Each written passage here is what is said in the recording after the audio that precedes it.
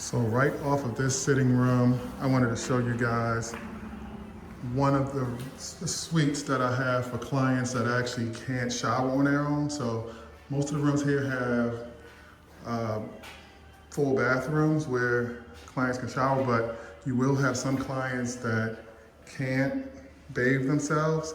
So I made this suite here, and it's another suite similar with a sink and a toilet here, but without a shower, because these clients will not be able to bathe themselves.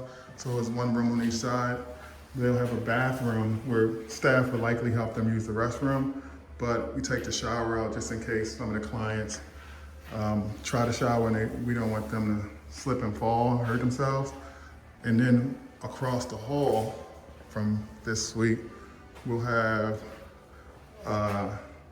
this is a shower room here, where staff can bring them in this room, and this is strictly for staff assisted showers. So if they need help, just bring them over here.